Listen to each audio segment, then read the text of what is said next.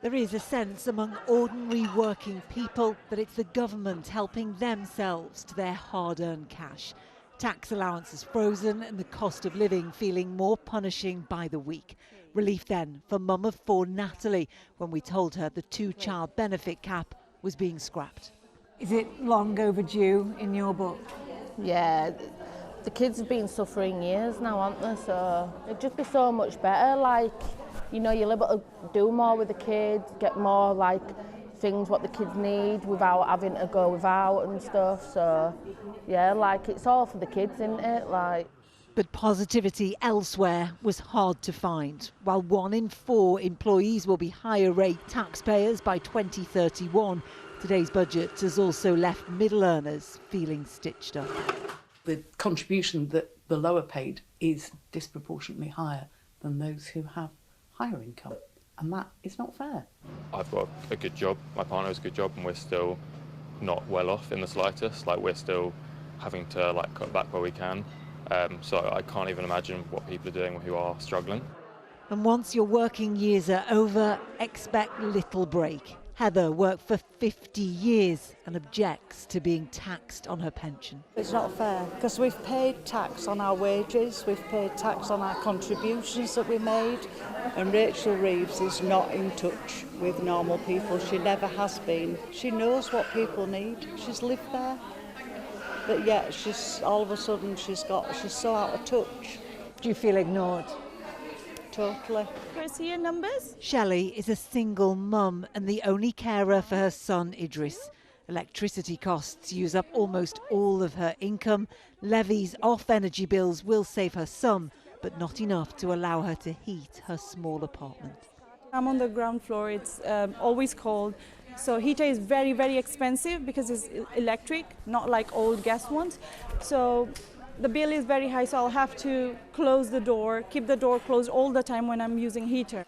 Good or bad, no one will feel the impact of the budget for many months. And so for now, pensioners, families and working people will carry on managing as best they can. What other choice do they have? Rachel Townsend, ITV News, Leeds. Before the budget, businesses had appealed for the Chancellor to spare them from what they call death by 1,000 taxes. Many were still smarting from rises in national insurance contributions and the national minimum wage announced last year. Today, Rachel Reeves hit them with a further minimum wage increase for young people and also a new online gambling tax. Our political correspondent Harry Horton heard the reaction of businesses in the Midlands. Which we supply to a lot of logistic companies. Yeah. At this packaging business in Leicester, they're still dealing with the impact from last year's budget.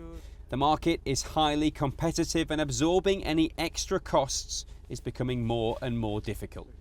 I work with a lot of small companies and they're all complaining at the moment how the government is imposing all this tax and everything. Last year, the CEO here welcomed Labour's election win, but their performance in government has now turned him away. Now I don't think I'm going to vote for Labour, because after the way how they're putting the tax price in everything, it's going to be very difficult for businesses to survive. A few miles away, the local Chamber of Commerce are taking notes of what the Chancellor has to say. Changes to pensions could mean businesses will pay more national insurance or have to rethink their salary sacrifice schemes. But it's an increase to the living wage that will be the first challenge. My key priority will be to retain staff and support them. I was encouraged by some of the headlines around apprenticeships and support for that, but at this present time it is going to be a real challenge. And increases to the living wage can push up other salaries too. So you've got people that are highly skilled workers that might not be on much more now compared to some of the people that will be on the minimum wage. So I think that might pose a threat and a risk to retention of staff and maybe taking on staff.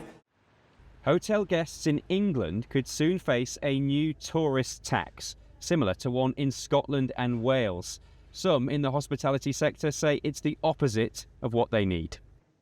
I think what was missing for me was I didn't see any levers for growth. It felt very much like the announcements are in the future, and when we weren't given anything that would encourage us as an industry in terms of growth at the moment.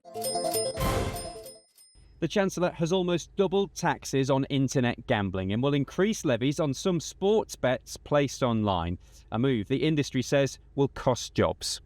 The massive increases in tax on the regulated sector today are a devastating hammer blow to the tens of thousands of people that work in our industry, hardworking people, real jobs. Businesses will take time to assess the impact of this budget, but many feel the help they need wasn't delivered. Harry Houghton, ITV News, Leicester. Well, let's get the reaction from across the UK now. Our Scotland correspondent Peter Smith is in Edinburgh, Sangeeta Lal is in Cardiff, and UTV's Jordan Motes is in Belfast. And first, to you, Peter, what does the budget mean for Scotland?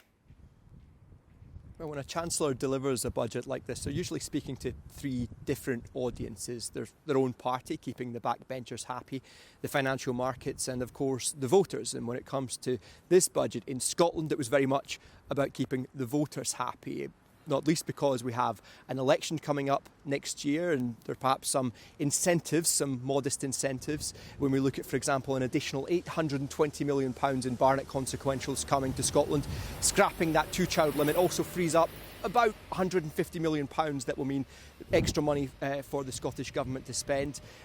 It does sound like a large sum, of course. Context, that's going to be spread over about 5 years, and it amounts to an uplift of approximately 1% each year. So it is a modest uplift, but it does mean that there is extra money available to spend. How that will be spent depends on the decision made in the Scottish budget on the 13th of January. Scotland's Finance Secretary asked today, what will they do with the money? She says, we've probably all had a bit too much of chaotic and leaky budgets, so she'll be keeping her cards close to her chest. Well, in 6 months' time, there are elections here, and that, I think, is the prism through which many people in Wales may see this budget. Opposition politicians and Labour here have repeatedly called for changes to how Wales is funded, and that was one of the first announcements the Chancellor made. The changes mean the Welsh Government will not only be able to borrow more, but it'll also be able to access its reserves, amounting to about £425 million in spending power. And on top of that, Rachel Reeves has announced an additional £500 million for the Welsh Government to spend over the next 3 years. One change welcomed by many was the scrapping of that two-child benefit cap. That's something that Labour here and Plaid have been calling for. But the Welsh Conservatives and Reform in Wales have criticised the tax rises, saying they'll hit working people the hardest. And Plaid Cymru has criticised Westminster for failing to adequately address what it concerns is one of the biggest issues for people in Wales, and that's the cost of living crisis. Tackling that will be vital in the next election. Well, the Chancellor has told Northern Ireland that it will get an additional £370 million because of her budget.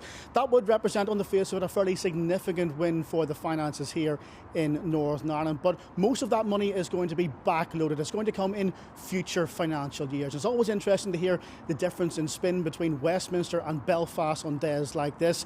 Whenever the Finance Minister went away and crunched the figures, he came back and told us it will mean an additional £18 million coming into his budget in this financial year. And that's fairly significant because Stormont has its own financial black hole. By April next year, there's a projected overspend of close to £500 million. So less than £20 million coming from the Chancellor this year doesn't really even come close to what Stormont would need for help in this financial year. Other areas of the budget that will have a major impact here, nearly 50,000 young children are set to benefit from that scrapping of the two-child benefit cap. But as we know, that needs to be paid for, and with a high number of lower earners here in Northern Ireland, freezing those income tax thresholds will mean they'll likely have to shoulder the burden. All right, Jordan, Sangeeta and Peter, thank you very much.